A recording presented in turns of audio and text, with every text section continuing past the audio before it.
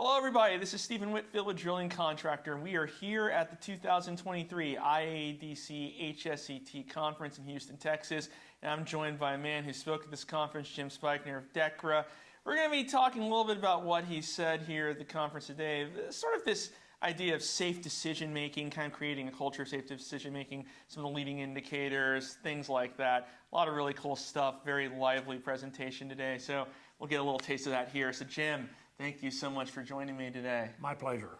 So if we were to go over everything you discussed, we might be here for about 45 minutes. So maybe we'll just do some quick little, high points. little highlights there here. You go. So let's start with sort of some of these leading indicators. Now, you mentioned several of them, but two of them that really kind of struck out to me were the leadership and the culture. Yeah. Sort of when you're creating this safe decision-making kind of atmosphere in a company. So I want to go over each of those two indicators. So the first one you talked about was sort of leadership. And you sort of talked about the power of leadership messaging, almost like sort of developing these sort of systems and cultures starts from top down. So can you talk a little bit about that power? Yeah, so leadership, leadership focuses people and gives people direction on the way they ought to be thinking. And so leadership messaging on the actual thinking of people is really important. So when a leader says, hurry up, people hear that, and they hear it really strongly. And so it's really important that leaders understand and be deliberate about their messaging. That's one piece. The other piece of leadership is they have a huge influence on the kind of culture that gets developed. So do we have a culture where people feel like they can speak up? Do we have a culture that looks for ways to improve versus blaming people? Do we have a culture that causes people to want to be part of something and to feel like they're part of something bigger than them? So leadership is important to the actual messaging that people get about the way they're going to be doing their jobs and what's important and not. And the second part that leadership's important for is to create a culture where people really want to be able to lay discretionary effort on the table. They feel good about working there. Now, you just talked about the role that leadership plays in building the culture, Yeah. but what else kind of goes into building that culture that you're talking about? Well, culture also is built by the way you engage people. It's built by the way you treat people. So a big deal in industry right now is something called well-being. We really want to pay attention to what's the well-being of our employees. And yet I see companies coming along and executives getting in a room and deciding what well-being looks like.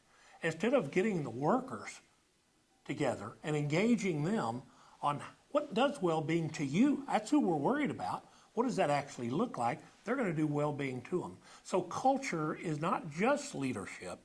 It's about how do we engage people and how do we get people, how do we create some inclusion so that people come to the table wanting to do stuff. And culture is the number one predictor of performance, period. I don't care whether it's safety, reliability, productivity. If you have a culture where people want to come to work, feel good about what they're doing, feel good about being part of something big, they're going to give you twice the effort.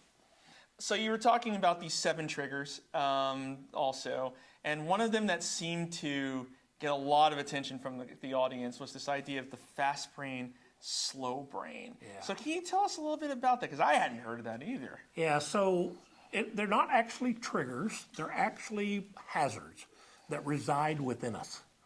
And so the fast brain, slow brain one is probably the most interesting for people because it's real to them. And what that means is that your brain has 2 different functions. One function is to be able to think, deliberate, make decisions, those kinds of things. The other one is to preserve calories and to make you more efficient. So the fast brain does no thinking whatsoever. Think of it as a computer. Whatever goes into it is only what will come out of it. And so what happens is your brain can't do 2 things at one time. So let's assume you're driving, you're on your way home, and your wife called before you went home and gave you a grocery list of things to pick up. You're driving along and you're trying to remember those things that she told you about. Well, you can't really drive, pay attention to everything out in front of you and think about the grocery list.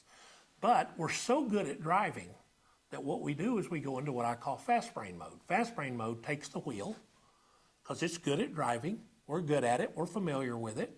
We don't need really to think about it. So we turn the driving over to the fast brain and we go, in slow brain mode doing the grocery list. And the outshoot of it is that when we get to the grocery store, we don't remember the drive over there because we were thinking about this and our brain was actually doing that.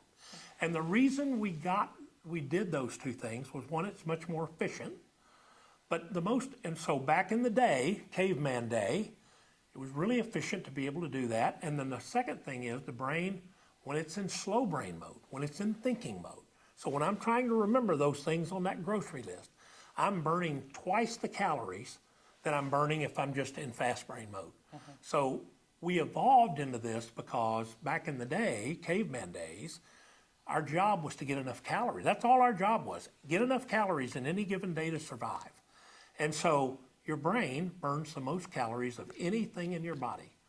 And so what happens is your brain, when it's thinking, is burning a huge amount of calories. So everything you can turn over to the fast brain where you don't think conserves calories. Today, it's not because we need to survive. Today, it's because humans are naturally lazy. They want to conserve every bit of energy they can conserve, and they want to be as efficient as they can be.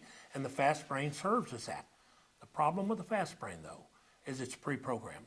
So when you're driving and you're in fast brain mode, anything new that pops up in front of you, the likelihood you will recognize it or see it goes way down. And that's why it's hazardous to be in fast brain mode when you're in the workplace.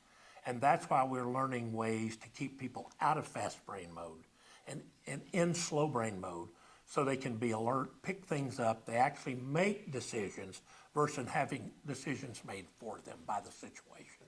I think from a wider perspective, maybe not going over all these different hazards, but why is it important for us to understand what these hazards are when we're sort of building these cultures? I think it's important because in spite of the systems we put in place, in spite of the knowledge we give people, if you don't understand how your brain can mitigate some of those, actually get in the way of them. So how does the way your vision works, how does that keep you from seeing hazards, or how does that make you better at seeing them? And the way the brain is lined up around that is really important to understand so you can build into your training programs, build into your engineering, into your procedure, all those things, you can build this knowledge into that so you can combat that. Memory's another one. I mean, we depend on memory for so much. So every worker has literally dozens of procedures they have to memorize. And then there are dozens of steps in every one of those procedures. And if the worker is depending on just their memory to do this kind of stuff, the memory is not a very reliable. I mean, think of how many times somebody said, hey, do you remember so-and-so? And you either say no, or you have a different memory than they do of it. And so memory is not very reliable. We think it's reliable, but it really isn't. And so in critical jobs, we've got to get the worker to recognize that their memory isn't what they ought to be depending on. Everyone who thinks they have a steel trap memory, maybe it's not quite as steel trap memory as they think it is. Well, it is. Valuable in a lot of lesson. cases, it's slam closed. So yes, we really do need the next frontier. We've done a lot in the area of engineering, building better procedures.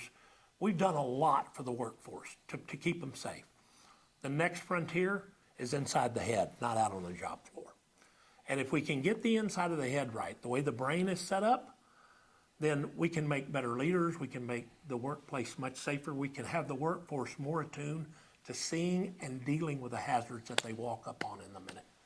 The next frontier. And with that, we'll end this interview. Jim, thank you so much for talking to us a little bit about this. It was a great presentation. I'm sure our viewers out there are going to love all this. So thanks for giving us this insight. My pleasure. And thank you for visiting Drilling Contractor.